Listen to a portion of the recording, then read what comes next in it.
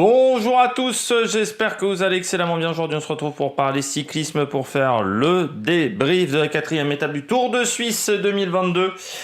Étape qui a été, le scénario était à peu près similaire à ce à quoi je m'attendais, c'est-à-dire un sprint avec certains grands sprinteurs du peloton sur ce Tour de Suisse qui ne seraient pas présents.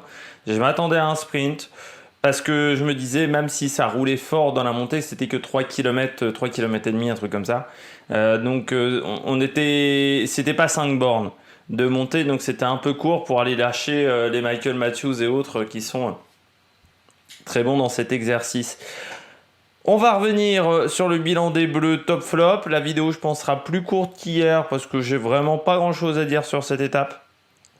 Avec un sprint qui a été très linéaire. Avec des coureurs, on s'attendait à les voir. On s'attendait peut-être pas à voir ces coureurs là devant, mais ça n'a pas été vraiment un sprint totalement massif dans l'idée où la hiérarchie était très déterminée à l'avance. Avant ce sprint, c'est-à-dire quand on a vu qu'il manquait Sagan, qu'il manquait tel ou tel coureur, on s'est dit ah oui ça sera à 3 ou 4 devant. Et puis bon, on a bien vu que quand Coquard a mis beaucoup trop de temps à revenir en fait. Et c'était fini à partir de ce moment-là. Et Bettiol devant trop tôt. Donc ça a été compliqué pour lui. N'hésitez pas à vous abonner à la chaîne, à réagir dans les commentaires, à mettre un pouce bleu, à partager la vidéo sur les réseaux sociaux, notamment auprès de vos proches. Dans les commentaires, n'hésitez pas à me dire si l'étape vous a plu, vous a déplu. Si vous avez aimé ce sprint, n'hésitez pas également à vous abonner à la chaîne. Quand vous vous abonnez à la chaîne, ce qui est déjà très bien, vous pouvez rajouter la petite cloche.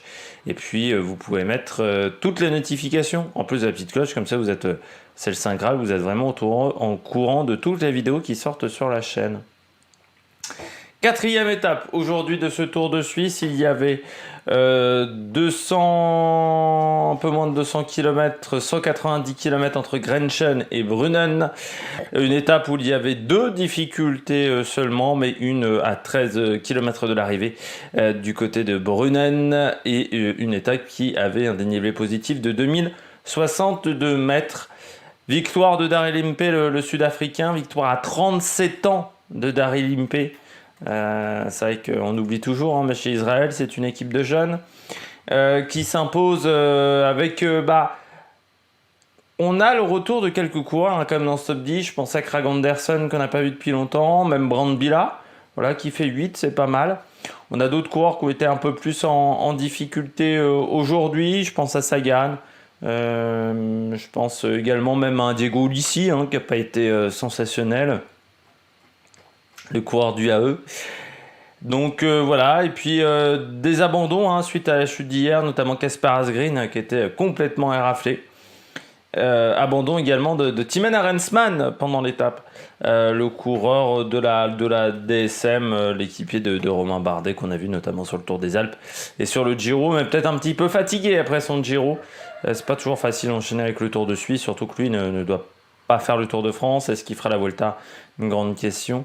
Lui qui rejoindra normalement Ineos l'année prochaine, même si c'est pas marqué sur Pro Cycling Stats, ça a été acté par 2 parties sur 3, on va dire. Il n'y a que DSM qui n'en a pas vraiment parlé. Donc étape avec un sprint comme attendu. Le rythme a été important toute la journée aussi. On est quand même sur une étape à 45 de moyenne. Donc ça a roulé très fort, surtout à partir de la mi-course. On a laissé partir l'échappée, 5 minutes d'avance, puis derrière ensuite on a roulé très très fort pour revenir, sauf qu'on est revenu un peu vite. On était à 1 minute, mais l'objectif était d'avoir un rythme constant dans la montée, sauf que d'autres équipes en ont décidé autrement. Et donc les sprinteurs ont lâché sur cette deuxième partie d'étape. Je voulais revenir sur UAE Colnago, le vélo, avec encore une fois aujourd'hui des problèmes techniques pour Rui Costa, je crois, et Marc Hirschi. Encore des problèmes de dérailleur. Alors j'ai eu des informations hier dans les commentaires, je vous remercie de me donner parfois des informations matos, où on m'a indiqué dans les commentaires que Colnago a sorti un nouveau vélo, je pense pour le Tour de France, avec changement de vitesse un petit peu électronique, et que tout se passe pas extrêmement bien. En fait, ça serait tout simplement des problèmes de jeunesse sur ce vélo. Et peut-être aussi que Marc Hirschi n'est pas très gentil avec le matériel. Hein. C'est vrai que des fois, il y a aussi cet aspect-là. Parce que, alors je ne sais pas si Pogačar a le même type de vélo, mais Pogačar n'a, me semble-t-il, pas eu de problème sur le Tour de Slovénie aujourd'hui. Mais c'est vrai que chez UAE, énormément de problèmes techniques en ce moment. Il faudrait les résoudre quand même, ces problèmes techniques, parce que sur le Tour de France, imaginons sur l'étape numéro 2 de ce Tour de France qui part du Danemark, étape où on a de grandes chances d'avoir du vent. Si vous avez un problème mécanique juste avant l'entrée sur le pont, donc à peu près 23-24 km de l'arrivée, il se peut que vous subissez un mauvais quart d'heure quand même, 30 minutes très compliquées ensuite derrière, s'il y a des coups de bordure, donc il faudrait vraiment régler les sur ce vélo, parce que sinon ça risque d'être un petit peu compliqué pour UAE. C'est assez surprenant, mais en même temps, Colnago est plutôt assez conservateur dans ses choix techniques normalement, un peu comme Pinerolo, ils ont mis du temps avant de passer au frein à disque. Et donc là, peut-être qu'on a mis trop de nouvelles technologies et qu'on ne maîtrise pas encore entièrement du côté de chez Pinerolo, ce qui pourrait poser problème pour le prochain Tour de France. Et j'espère qu'ils vont régler ces problèmes. J'espère que ce Tour de Suisse n'est qu'un baptême du feu un petit peu raté avant d'aller sur le Tour de France. On passe tout de suite au bilan des Bleus. Pas de coureur plus. J'ai hésité à mettre Clément Bertheux, mais 12e, c'est pas non plus exceptionnel du côté du coureur d'AG2R qui est en reprise. J'ai mis donc plus-moins pour Sagan. Pourquoi je mets pas flop? Parce que je rappelle que Sagan n'a quand même pas couru pendant quasiment 3 mois. C'est normal d'avoir des journées un peu sans. Et c'est même presque rassurant. Ça montre qu'il n'est pas encore au top de sa condition physique. Il l'a dit de toute manière hier en interview à la chaîne L'équipe notamment. Que voilà, il avait besoin encore de parfaire sa condition physique. Donc c'est rassurant pour Peter Sagan de voir qu'il n'est pas encore au top. Et je pense que pendant la suite de la semaine, ça va aller peut-être un peu mieux en fin de semaine. Et puis il y aura également les championnats nationaux pour le coureur slovaque qui pourra donc peut-être sur des plus longues distances vraiment améliorer sa condition physique. Mais voilà, du côté de Peter Sagan, c'était un petit peu compliqué aujourd'hui. Il finit loin, on va dire. Il finit 134e et je pense qu'il n'a pas voulu faire trop d'efforts. Voilà, il finit dans le groupe d'Alexander Kristoff notamment, mais je pense que son objectif était vraiment de pas faire non plus d'efforts superflus. Il reste encore des étapes difficiles et donc l'objectif était plutôt de conserver de l'énergie pour la fin de semaine, pour bien finir la semaine du côté de Peter Sagan. Et Mathieu Burgodeau fait 9 sur cette étape. C'est intéressant quand même sur cette étape, pas à Saint-Etienne, de le voir revenir un petit peu. Mathieu Burgodeau qui lui aussi alors n'est pas en course de reprise, mais a quand même une longue période d'indisponibilité suite après Paris-Nice, je ne sais plus c'était quel classique dans les Pays de la Loire, et donc toujours moins 7. J'ai pas mis de point JR, mais toujours moins 7 autour de la totale. Coquard, ça reste un sprinter. Coquard aujourd'hui c'était un peu trop difficile. Alors ils ont eu la stratégie de se dire on va laisser un écart, c'est-à-dire qu'on va monter à notre rythme et puis ensuite on verra ce qui se passe. Sauf que l'écart était un peu trop important en haut. Quand j'ai vu l'écart, je me suis dit ça va pas être facile. Même si on a vu un train du côté de la Cofidis, ça c'est rassurant parce que c'est vrai qu'hier il s'est démerdé seul pour la 2e place. Là aujourd'hui on a vu un petit collectif quand même autour de lui avec des coureurs qui se sont mis à son service, donc ça c'était bien. Bon après la distance était un peu trop importante avec les têtes d'affiche du peloton pour tenter de revenir. Elle est revenue à 1,5 km, mais pour remonter à l'avant de la course c'était compliqué, surtout qu'il y avait un virage assez important à 800 mètres. Et donc c'est dommage pour Bryan Coquard, il fait quand même 16e de l'étape, mais je pense que ça ne lui convient pas au coureur français. Voilà, il aurait voulu faire mieux aujourd'hui, le coureur de la Cofidis, mais voilà, le final a été trop difficile pour Bryan Coquard. Et puis, pour terminer, J'ai mis un flop, Benoît Cosnefroy, déçu, Benoît Cosnefroy assez loin. Le coureur français finit 108e à 8 minutes 24. Décevant parce que c'est un bon coureur, Benoît Cosnefroy, je rappelle deuxième de l'Amstel, deuxième de la Flèche Brabançonne, il aime normalement ce type de parcours, il aime ce type de boss.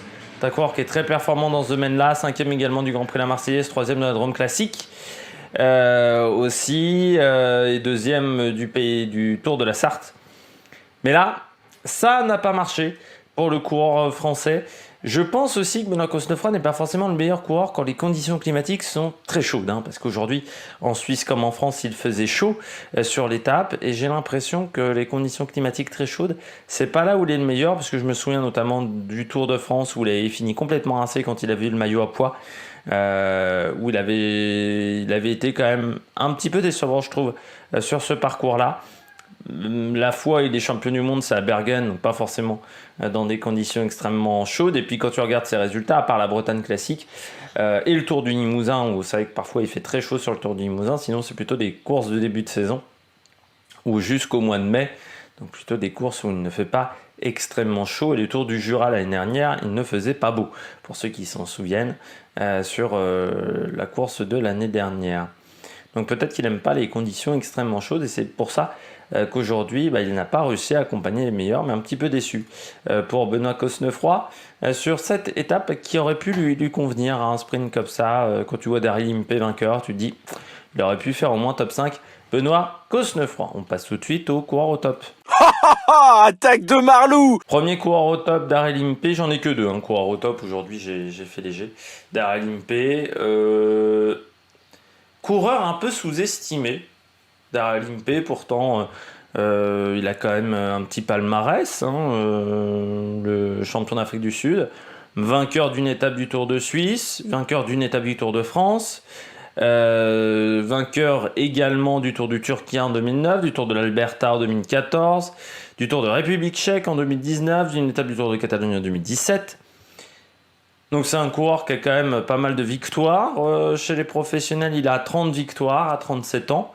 Peut-être dernière année chez les professionnels avec Israël. Belle victoire aujourd'hui. Il a été intelligent, il s'est placé au bon endroit. Il a laissé faire d'autres équipes. Israël a laissé faire notamment EF, notamment un petit peu la Bora. Ensuite, il a trouvé l'ouverture au bon moment. Lui, il s'est placé du bon côté, contrairement à Rambo, qui a été un petit peu gêné par Geraint Thomas. Lui, il était placé de l'autre côté de la route, côté gauche. Et ça s'est donc beaucoup mieux placé pour Daryl Impey. C'est une belle victoire. C'est peut-être la dernière victoire de sa carrière. Encore une fois, 37 ans. On réfléchit un petit peu à la retraite aussi de la part du coureur sud-africain. Coureur qui a commencé donc chez Barlow World en 2008, c'était un petit peu là où allaient tous les coureurs sud-africains à l'époque, comme Robert Hunter, et puis ensuite Radio Shack, une seule année, puis MTN, où il avait été en Continental, ensuite il avait rejoint Étape, Orica Greenedge pendant très longtemps, de 2012 à 2020, enfin Orica Greenedge et Mitchelton Scott, et puis 2 années chez Israël. 10 grands tours à son actif, 8 Tours de France, un Giro, une Vuelta, et puis des victoires intéressantes dans sa carrière. Là, il fait vraiment un très bon sprint. Peut-être la dernière victoire, encore une fois, parce que si Israël, parce que malgré les 60 points de cette victoire d'étape, pour Israël reste dans une situation très compliquée au niveau sportif. Au niveau de l'UCI, on sent bien que ça semble quand même mal embarqué du côté de cette équipe.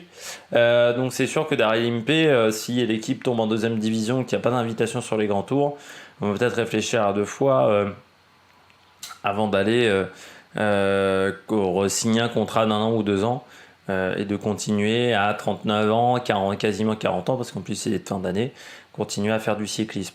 Il fera normalement les Jeux du Commonwealth. Il est prévu lors du 7 août, les Jeux du Commonwealth. On peut quand même souligner également que la Suisse réussit très bien à Israël, parce que donc la victoire sur ce Tour de Suisse pour Daryl Impey. On se souvient que sur le Tour de Romandie, c'était Patrick Bevin qui s'était imposé sur une étape. Donc heureusement qu'il y a la Suisse pour aider Israël en ce moment, parce que sinon les autres résultats, ça n'a pas été foufou cette année pour l'équipe israélienne. On continue avec Søren Kragh Andersen.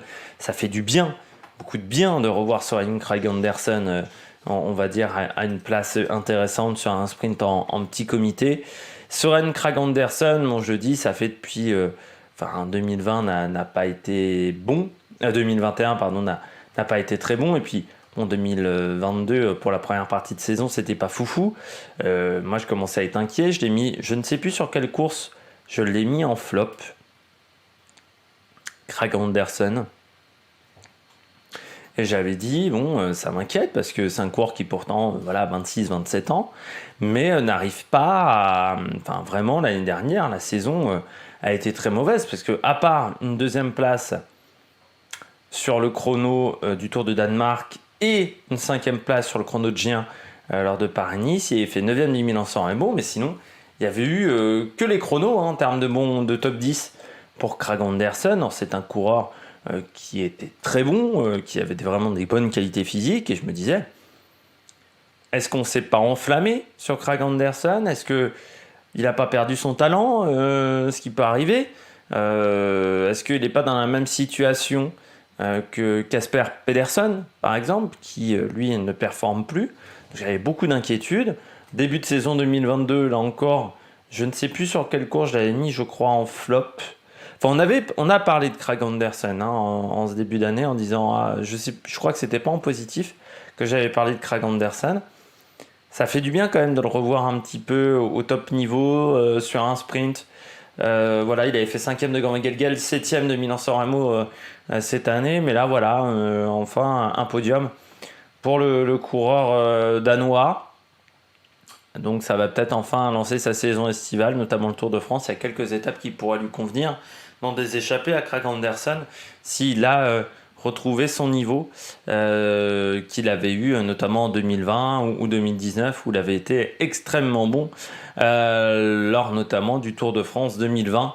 On se souvient notamment de sa victoire du côté de Lyon où il avait été très très fort. On passe tout de suite au bonnet d'âne. Du côté des bonnets d'âne, 3 bonnets d'âne, on commence avec Bettiol. C'est le problème quand tu montres que tu es extrêmement fort dans une montée comme ça et que tu élimines tes adversaires au sprint.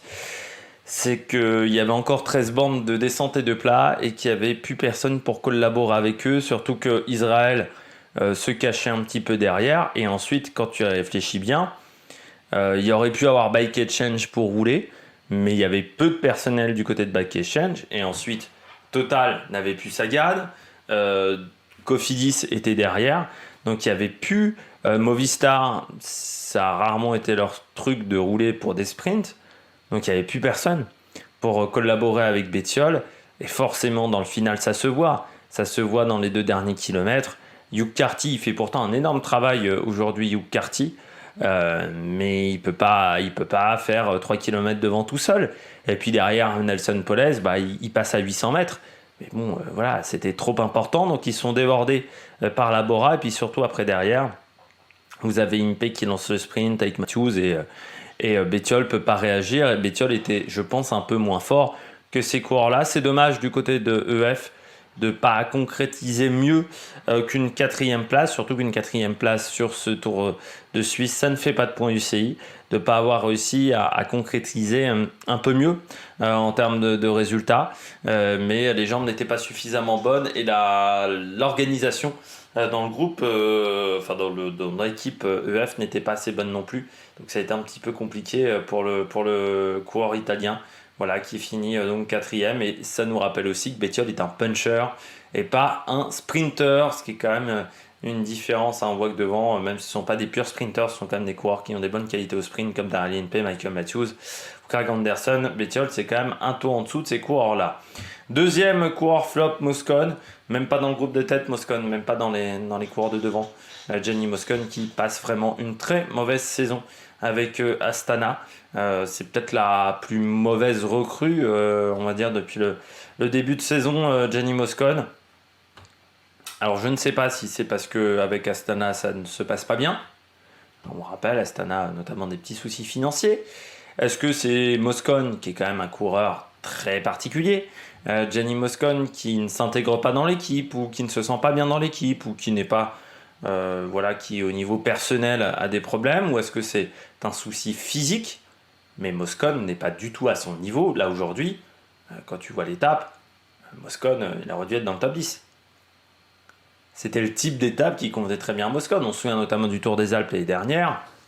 Alors certes, il y avait une arrivée en bosse, mais il avait été très bon dans ce type de parcours à entre 2000 et 2500 mètres de dénivelé positif. Il est très fort, Moscon. Et voilà. Est-ce que c'est le traumatisme de Paris-Roubaix perdu l'année dernière qui est resté? Mais je ne sais pas. Mais aujourd'hui, Gianni Moscon n'est pas à son niveau. Et ça m'attriste un peu quand même. Alors, bon. Je suis pas un fan du coureur. Hein, je vous le dis toujours, moi je ne sépare pas l'homme de l'œuvre. Donc c'est quand même un mec qui est raciste. Gianni Moscon, qui a eu des gestes inqualifiables et qui aurait dû être suspendu peut-être un peu plus longtemps que ce qu'avait fait l'UCI. En passant, Molano n'a toujours pas eu de suspension. Mais du côté de Moscon, c'est quand même un coureur qui a des qualités. Et encore une fois, un coureur qui n'a pas son rendement, c'est pas normal quand on est quand même un coureur qui a des qualités comme Gianni Moscon. Et là, aujourd'hui, ça ne se passe pas bien. Donc, il va falloir trouver la solution parce que c'est vrai qu'Astana comptait quand même sur Gianni Moscon, déjà sur les classiques. Il n'est pas là sur les classiques. Il comptait sur lui également pour apporter des victoires d'étape, des points. Pour l'instant, ce n'est pas le cas non plus du côté de chez Astana. Et puis, je termine avec Pidcock. Pas aimé son sprint à Pidcock aujourd'hui. Hein, il n'avait pas les jambes pour le sprint. Pourtant, je me suis dit, je m'étais dit ce matin, faire gaffe à Daryl Impey, faire gaffe à Matthews, bien entendu, et je m'étais dit, faire gaffe à Pidcock. Parce que c'est vrai que sur une arrivée comme ça, Pidcock, bon, voilà, il a l'avantage d'avoir un poids, c'est un poids plume, hein, Pidcock, donc il passe très bien les bosses. Mais là, son sprint, il est pas fou. Pourtant, Geraint Thomas emmène bien. Il fait un bon job, Geraint Thomas. Il vient de la piste aussi, hein, donc il sait se faufiler. Donc il fait un beau job pour emmener Pidcock. Et puis Pidcock, rien, pas grand-chose en fait hein, au niveau des jambes. On a l'impression qu'il lance son sprint, mais qu'il n'y a pas de puissance dans le sprint de Pidcock, qu'il est déjà à fond avant même de lancer son sprint. Donc c'est un petit peu décevant de la part du coureur britannique et ça montre que la condition physique n'est pas très bonne. Hein. Pidcock, je suis assez critique avec lui depuis le début de saison. On avait parlé de lui à Milan-San Remo notamment. Et je l'ai rarement trouvé extrêmement bon depuis le début de saison. Thomas Pidcock, est-ce que voilà, le fait d'avoir fait une longue saison de cyclocross ne le pénalise pas en ce moment?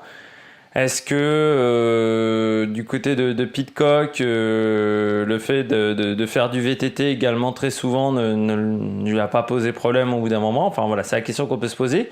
Normalement, il doit être sur le Tour de France. On peut quand même avoir des inquiétudes sur sa participation au Tour de France, vu que je trouve que pour le moment, il n'est pas au niveau qu'on peut attendre d'un coureur de Ineos, qui normalement a des attentes quand même très importantes. Surtout, ils ont l'envie de gagner le Tour de France, parce que ça leur est passé quand même à côté depuis quelques temps, cette course-là. J'espère que vous avez aimé cette vidéo. On passe à l'étape de demain. Hop là, l'étape de demain, qui sera donc l'étape numéro 5. On partira de Grenchen. Non, on partira de Ambri pour aller à Novazzano. Fin d'étape qui sera spectaculaire, avec pas mal de petites bosses du côté de Novazzano, où on aura un circuit. Donc il faudra faire très attention dans le final de cette étape, avec un départ en descente, ce qui est assez rare du côté d'Ambri. Voilà, on aura une vingtaine de kilomètres en descente, donc l'échappée pourrait mettre du temps à sortir. Et en plus, la fin de journée est très intéressante avec une arrivée en bosse du côté de Novazzano. Ça va ressembler à une petite classique ardennaise en fin de journée. Donc, il va falloir regarder ça à la télévision demain sur vos écrans, si ça risque d'être très intéressant. Demain, débrief de l'étape 5. D'ici là, n'hésitez pas à vous abonner à la chaîne, à réagir dans les commentaires, à mettre un pouce bleu, à partager la vidéo sur les réseaux sociaux. Et nous, on se retrouve pour de nouvelles aventures sur la Meilleure Production. Ciao, ciao!